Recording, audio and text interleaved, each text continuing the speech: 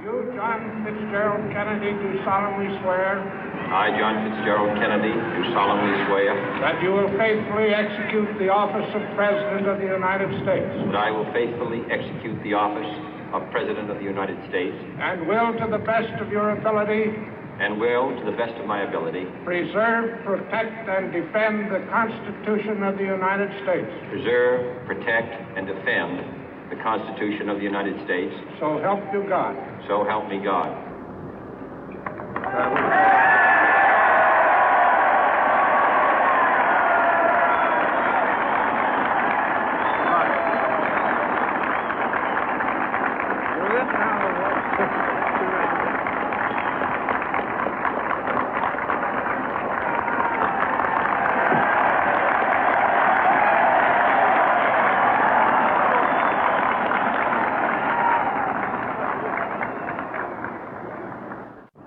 Vice President Johnson, Mr. Speaker, Mr. Chief Justice, President Eisenhower, Vice President Nixon, President Truman, Reverend clergy, fellow citizens.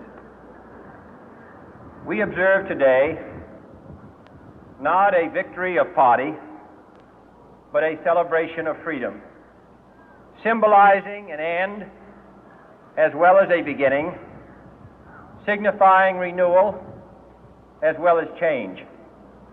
For I have sworn before you and Almighty God the same solemn oath our forebears prescribed nearly a century and 3/4 ago.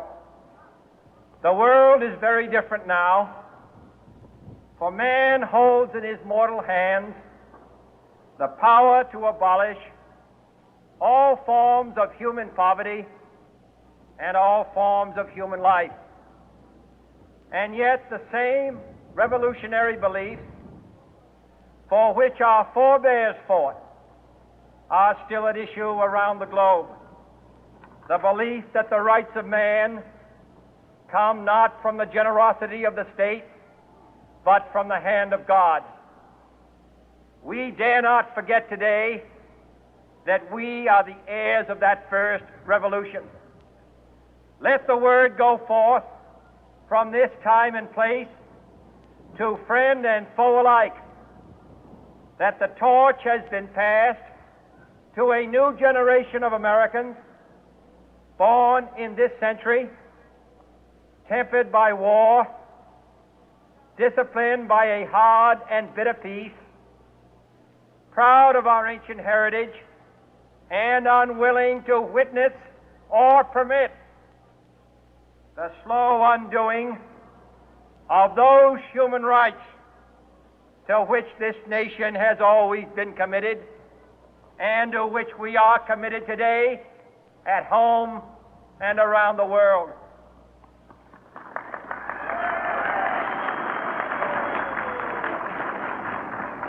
Let every nation know, whether it wishes us well or ill, that we shall pay any price, bear any burden, meet any hardship, support any friend, oppose any foe to assure the survival and the success of liberty.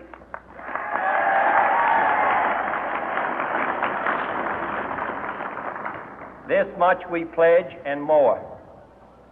To those old allies whose cultural and spiritual origins we share, we pledge the loyalty of faithful friends. United, there is little we cannot do in a host of cooperative ventures. Divided, there is little we can do, for we dare not meet a powerful challenge at odds and split asunder. To those new states whom we welcome to the ranks of the free, we pledge our word that one form of colonial control shall not have passed away, merely to be replaced by a far more iron tyranny. We shall not always expect to find them supporting our view, but we shall always hope to find them strongly supporting their own freedom, and to remember that in the past, those who foolishly sought power by riding the back of the tiger ended up inside.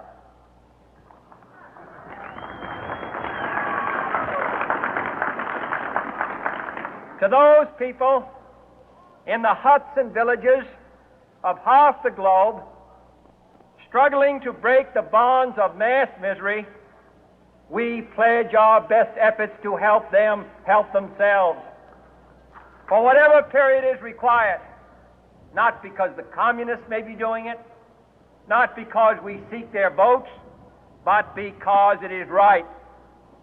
If a free society cannot help the many who are poor, it cannot save the few who are rich.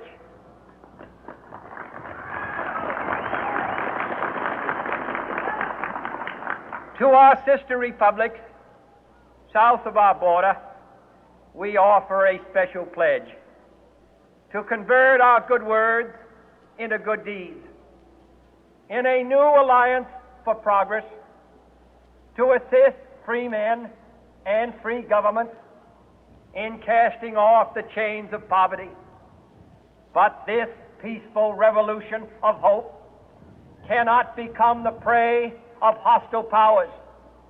Let all our neighbors know that we shall join with them to oppose aggression or subversion anywhere in the Americas.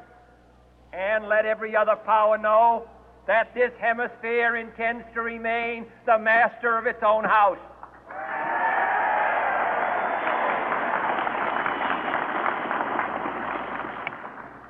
To that World Assembly of Sovereign States, the United Nations, our last best hope, in an age where the instruments of war have far outpaced the instruments of peace, we renew our pledge of support to prevent it from becoming merely a forum for invective, to strengthen its shield of the new and the weak, and to enlarge the area in which its writ may run. Finally, to those nations who would make themselves our adversary, we offer not a pledge, but a request that both sides begin anew the quest for peace. Before the dark powers of destruction, unleashed by science, engulf all humanity in planned or accidental self-destruction, we dare not tempt them with weakness, for only when our arms are sufficient beyond doubt can we be certain beyond doubt that they will never be employed. But neither can two great and powerful groups of nations take comfort from our present course, both sides overburdened by the cost of modern weapons, both rightly alarmed by the steady spread of the deadly atom, yet both racing to alter that uncertain balance of terror that stays the hand of mankind's final war. So let us begin anew, remembering on both sides that civility is not a sign of weakness, and sincerity is always subject to proof. Let us never negotiate out of fear, but let us never fear to negotiate.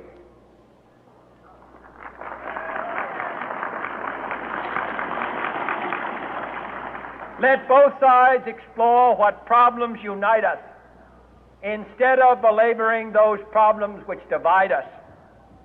Let both sides, for the first time, formulate serious and precise proposals for the inspection and control of arms, and bring the absolute power to destroy other nations under the absolute control of all nations.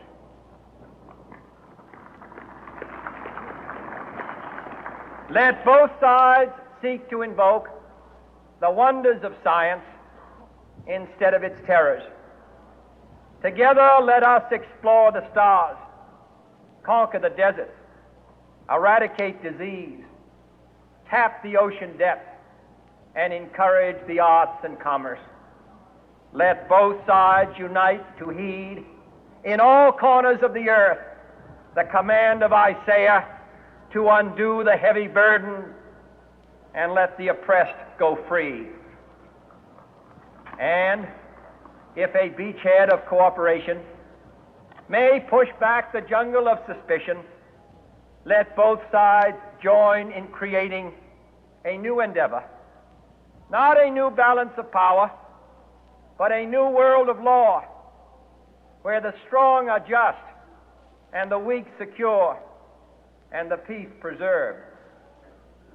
All this will not be finished in the first 100 days, nor will it be finished in the first 1,000 days, nor in the life of this administration, nor even perhaps in our lifetime on this planet.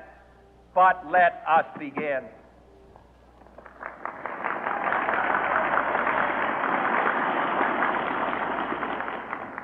In your hands, my fellow citizens, more than mine, will rest the final success or failure of our course.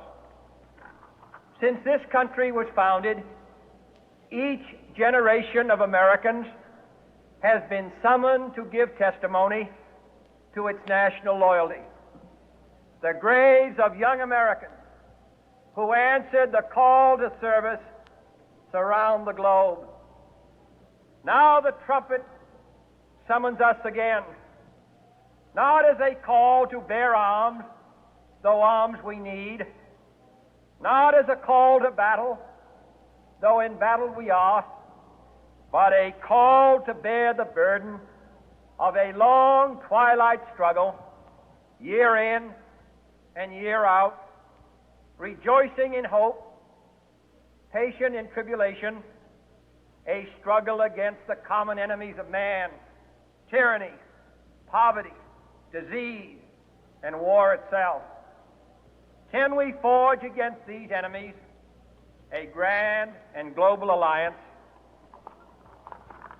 north and south, east and west, that can assure a more fruitful life for all mankind?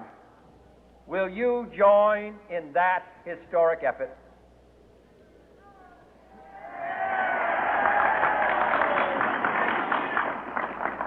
In the long history of the world, only a few generations have been granted the role of defending freedom in its hour of maximum danger. I do not shrink from this responsibility. I welcome it.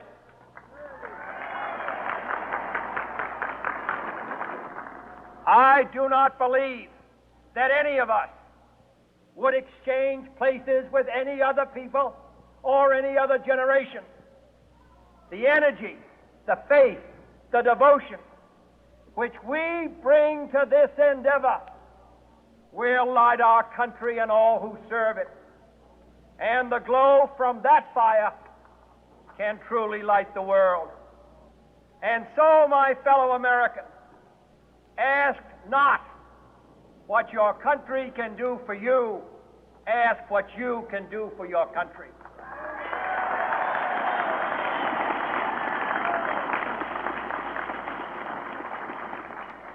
My fellow citizens of the world, ask not what America will do for you, but what together we can do for the freedom of man.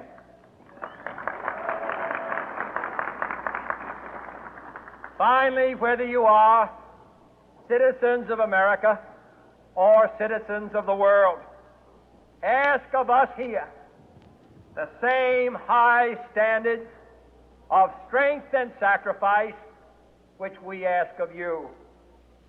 With a good conscience, our only sure reward, with history the final judge of our deeds, let us go forth to lead the land we love, asking His blessing and His help, but knowing that here on earth, God's work must truly be our own.